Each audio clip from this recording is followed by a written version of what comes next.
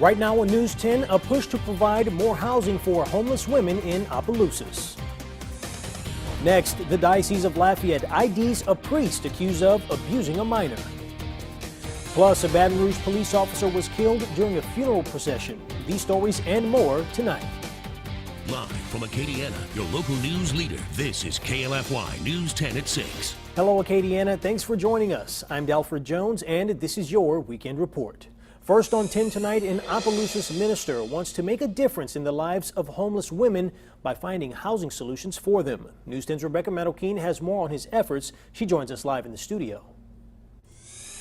Reverend Alex Richard says homelessness has become an increasing citywide issue in Opelousas. While he tells me it's a problem for both men and women, Richard believes women are more vulnerable. Reverend Richard says he and his ministry are in need of a building to make this possible and are asking anyone who's willing to help to lend a hand. Richard says he's aware of and thankful for the resources already in place to help women in need, but he says there's still work to be done. I mean, it's important that we can get these ladies out off the streets in order to help them get them back on their feet, to help them to be able to get their hope back, to get their joy back. Now, Richard tells me they've spoken to city and parish officials about their plans, but it's up to the ministry to find a location and the funding for the shelter. Rebecca Meadowkeen, KLFY News 10. Thanks, Rebecca. Richard preaches every Sunday at the city's Farmer Market Pavilion, and that's where he says he's been approached by women in need and decided to find a solution. The Diocese of Lafayette has released the name of an Acadiana priest with credible allegations of abuse. Reverend Joseph Alexander was removed from the ministry by Bishop Edward O'Donnell in 2002 based on accusations from back in the early 60s. Just last month, the Diocese of Lafayette received allegations that Reverend Joseph Alexander abused a minor while serving as priest at St. Anthony Catholic Church in Eunice. Reverend Alexander was assigned to St. Anthony from 1988 until 2002 when then Bishop Edward O'Donnell had him removed because of abuse allegations in the 1960s, where Alexander was accused of abusing a minor in Uniontown, Kentucky. Alexander also served at 3 Lafayette churches, including Our Lady of Wisdom, St. Thomas More High School, and Holy Rosary Institute. We don't have any other contact information, so we've asked that the diocese or the attorney to reach out to that victim and see. It's still unclear now if he wants to go forward with filing a complaint or not. Bishop Douglas Desautels is asking anyone with information regarding the abuse of a minor to contact the Diocese of Lafayette.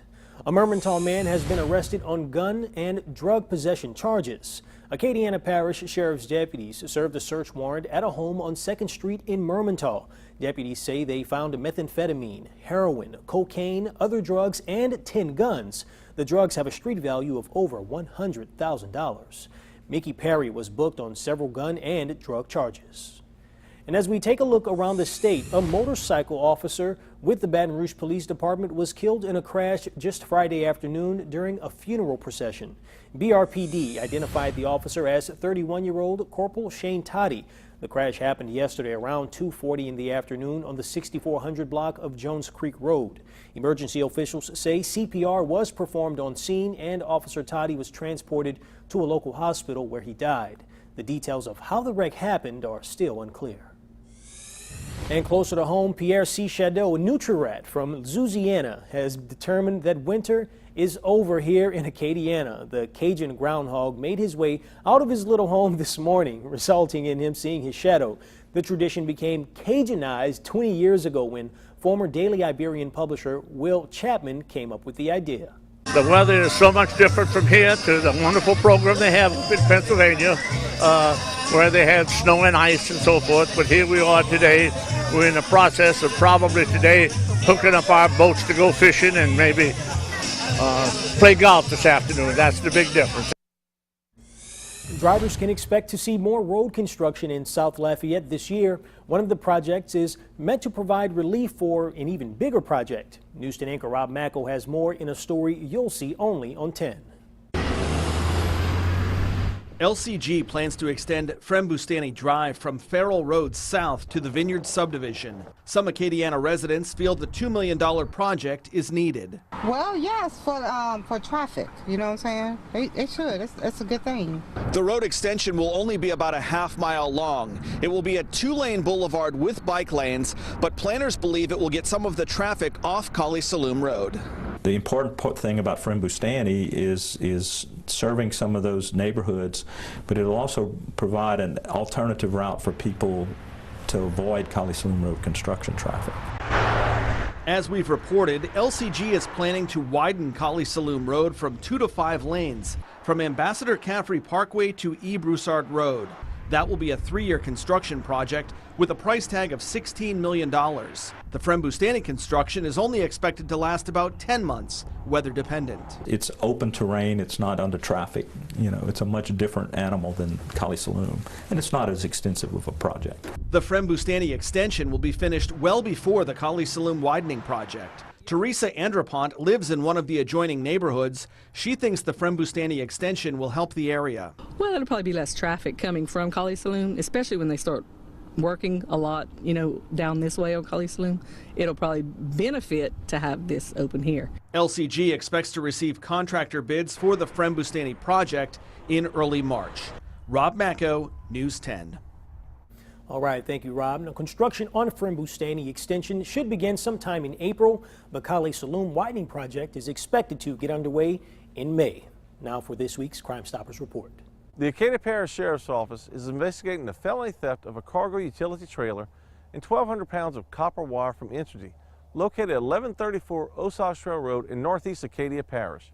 This incident occurred on January 20th, 2019. Unknown suspects gained access to the property by cutting a padlock and chain securing the gate. The stolen trailer is described as a white 14-foot cargo trailer with a drop-down back gate and the word Highlines on both sides.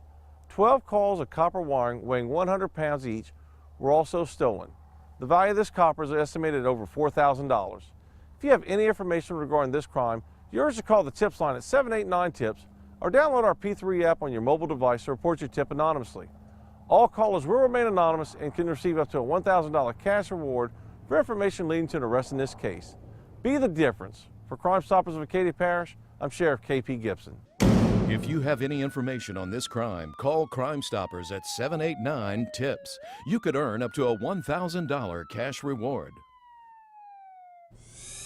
We're less than 24 hours away from the big game. Tonight, we'll hear from some of the greats about which team they're picking. And warm temperatures in the forecast. How long will this last? I'll have details coming up right after the break. You're watching KLFY News 10, Acadiana's local news leader.